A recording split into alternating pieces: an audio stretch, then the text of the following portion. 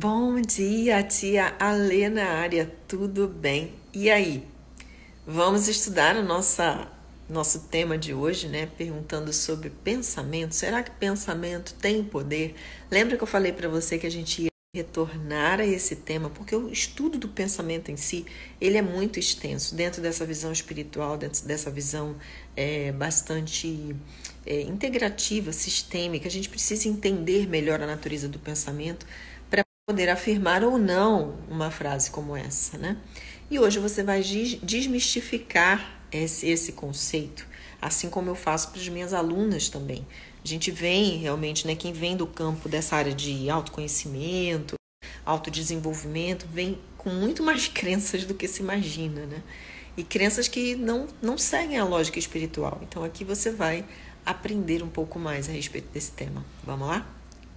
Lembra que eu já falei aqui, não sei, acho que foi aqui ou em algum desses stories, que a gente sempre, quando a gente vai estudar as coisas, principalmente as coisas espirituais, dentro de livros sagrados ou de autores que seguem esses livros sagrados, a gente precisa entender, a gente precisa contextualizar, entender o contexto, tá? E o que acontece, gente? Por que tem muito autor? Você pega aí Napoleão Hill, você pega aí Louise Hay, você pega até Joseph Murphy também, né? Em vários livros ele fala isso. Eles falam muito, eles vêm de uma época, de uma cultura que aborda muito o pensamento como sendo muito poderoso, né? O Segredo trouxe isso muito forte já nesses tempos mais modernos. E ficou todo mundo naquela ideia de que o pensamento realmente cria, de que o pensamento realmente cocria, né? Que ele vai construir a realidade. E pera lá que a gente precisa raciocinar e olhar para isso direitinho. Nas aulas anteriores sobre pensamento, eu falei para você o quanto que a nossa mente, vinculada ao ego, ela é suscetível, ela é super influenciável e ela é muito limitada. Por quê? Porque o parâmetro dela de realidade, ela usa como referência o mundo exterior que ela enxerga, que ela toca, que ela cheira, que ela ouve, que ela degusta. E isso, gente, é limitação. Porque espiritualmente esses sentidos não nos servem, os sentidos são outros, né? Espiritualmente falando, a gente enxerga a realidade que esses olhos físicos não conseguem ver. Percebe? Então, como que você vai dizer que esse pensamento, a natureza desse pensamento tão limitado, com uma referência exterior a si mesmo, numa visão tão influenciável, pode ter poder de alguma coisa? Você já parou para pensar a respeito disso? Aí a gente vai para a parte biológica das histórias, que a gente já falou também nas aulas anteriores, que temos 60 mil pensamentos por dia e que desses 60 mil pensamentos, aqueles pensamentos que vão para o nosso subconsciente são aqueles pensamentos que têm significado, ou seja, que são marcados por emoções e por sentimentos. Ou seja, se eu quiser mudar o sistema de crença, se a via de entrada é o sentimento, a via transformação também vai ser o sentimento. E a questão é, até que ponto nós temos essa clareza dessa interação do pensamento com o sentimento? Porque a gente foi educado para resistir aos sentimentos. E esse é apenas um dos empecilhos que a gente encontra em relação a estabelecer clareza na nossa mente. Percebe? O outro ponto em relação à clareza da nossa mente é justamente isso. Como eu posso ter clareza com tanto pensamento? Como eu posso ter clareza com tanto pensamento que veio por influência, veio por educação, onde a gente está recebendo sistema de crenças dos nossos pais, vem por influência exterior, manipulação mesmo, ou vem simplesmente porque a gente não quer enxergar a realidade. A realidade aqui é espiritual, ok? Não a realidade física, mas a realidade espiritual. Você percebe que é muito surreal a gente dizer que o nosso pensamento tem poder. Isso é surreal, dizer que o nosso pensamento tem poder. Às vezes eu preciso falar para algumas pessoas que o pensamento dela tem poder para que ela ouça o que eu tenho a dizer.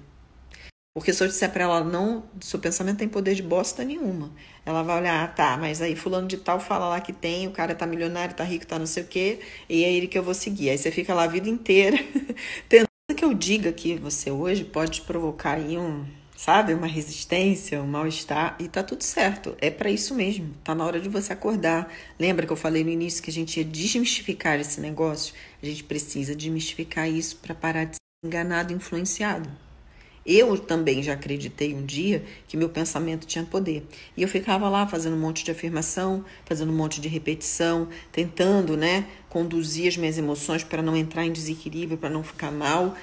E nada mudava, eu continuava sempre caindo no mesmo lugar, parecia uma armadilha, onde eu sempre escorregava e caía no mesmo lugar. Até o dia que eu parei e comecei a analisar, peraí, vamos ver se realmente tem poder, por que nem tudo que se pensa acontece? Por que as coisas que você está focando a sua atenção para que se manifeste não acontece? E aí você vai descobrir isso agora nos próximos stories. Eu só quero que você assim. O que a gente vem falando aqui ao longo desse estudo da essência, da espiritualidade essencial? Que existe a mente divina, que existe o espírito dentro de nós e que esse espírito ele é onisciente, onipresente, onipotente. Em quem você prefere confiar? Na consciência, onde que eu me refiro a essa mente divina, a esse espírito dentro de você que é onisciente, sabe tudo, é onipresente, está em toda parte, é onipotente, é todo poder, ou na sua mente que é vinculada ao ego, cheio de crença, cheio de limitação? Em quem que você prefere confiar? Vou botar uma figurinha aqui para você responder.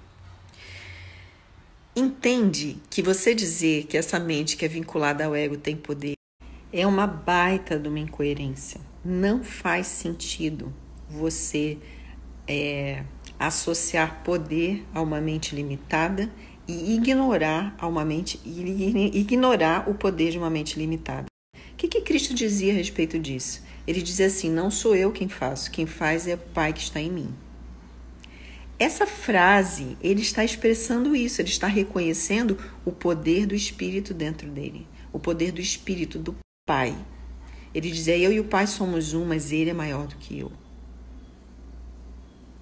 Ele reconhecia o que é maior, ele reconhecia o que é poderoso de fato. E por isso ele fazia os milagres. Não são os milagres que você está querendo na sua vida? Não é a transformação das coisas que você quer na sua vida? Pois é, Cristo deu todos os caminhos, as coordenadas. Ele dizia, não sou eu quem faço, é o Pai dentro de mim quem faz. Talvez você esteja aí se perguntando, mas por que os autores metafísicos, todos eles, falaram tanto sobre o pensamento, colocou o pensamento humano como sendo centro de poder? Gente, isso também foi uma coisa estratégica para a manipulação das pessoas. A Mary Baker Eddy, que é para mim, é a minha mentora em termos de metafísica, e em todo o ensino dela, ela faz essa diferenciação muito clara. A mente divina, marca com M maiúsculo, e a mente humana com M minúsculo. E ela deixa isso muito claro no conteúdo dela. Só que lá no início, quando ela começou a dar aulas disso, as pessoas iam ali em contato com aquilo e começaram a distorcer. Aí quer dizer, começaram a distorcer o ensinamento por não ter compreendido a profundidade disso. E os alunos dos alunos começaram a distorcer aquele entendimento também. E aí a gente chegou aí com Joseph Murphy, a gente chegou aí com uma Louise Hay que ensina. Muitos deles ensinam princípios errados, distorcidos. É fato. Há muito tempo, quando se lia lá Louise Hay, por exemplo, você vai ver a base, a essência do ensino dela está totalmente fora do contexto espiritual, é totalmente mental. Ernest Holmes, mental. Catherine Ponder, ela está no meio termo, Quem que é purista? Quem que é o purista no ensino mesmo, assim? Joel Goldsmith é um purista. Thomas Traubert também é um purista, mentalista, metafísico purista, porque tem mentalistas que são focados na mente do ego, na mente humana, e que falam que a mente é poderosa, que a mente tem poder, que a mente cocria, que a mente isso, que a mente aquilo. As frases em si, elas não estão erradas. O problema é o conceito que é transmitido por elas. A mente poderosa é a mente. A mente realmente poderosa é a mente do espírito que habita você. Aí você para e pensa, então o que eu preciso fazer para despertar essa mente, ou pelo menos ter contato com ela? Tudo que a gente está vendo aqui, nesse estudo da espiritualidade essencial, é para que você tenha acesso a essa mente, querido, entendeu? E a gente vai até o dia 30 fazendo isso. É o que a gente faz na academia espiritual com muito mais profundidade. A continuidade desses estudos, o aprendizado das leis do espírito, o entendimento dos princípios espirituais que Deus criou e que ele segue, porque ele é um homem, né? Ele é um homem não, ele segue os princípios que ele cria, né? E quanto mais você entende disso, mais você se relaciona, mais você entende a sua identidade espiritual. Uma pessoa que diz que a mente humana, que essa mente vinculada ao ego tem poder, é uma pessoa que não conhece a sua própria identidade espiritual. Ela vai ter que fazer muito esforço para conseguir o que ela quer. Então você já deve ter compreendido que quanto mais você reconhece dessa presença dentro de você, mais clara a sua mente, o seu instrumento. A mente ligada ao teu ego é apenas um instrumento. Como eu já disse, ela pode ser um instrumento do ego ou ela pode ser um instrumento do espírito. Então, quando eu vou em busca, né, desse despertar espiritual, passando pelas fases, a minha mente vai passando a se colocar a serviço do espírito. E quanto mais ela se coloca a serviço do espírito, mais milagres eu testemunho. Ok? Quanto mais eu coloco a minha mente a serviço do espírito, mais milagres eu vou testemunhando. Porque nós não fazemos nada, quem faz é o espírito dentro de nós. E foi isso que Cristo ensinou. Então, tá com dúvida, acha que não, prefere acreditar nos seus autores, tudo bem, vai ser feliz, tá tudo certo, vai lá. Eu estudei muito e entendi. Eu prefiro acreditar no que Cristo ensinou. Eu prefiro seguir, praticar o que Cristo ensinou. Minha escolha. Qual a sua escolha? Esse é o ponto, tá bom? Então, gente, eu vou deixar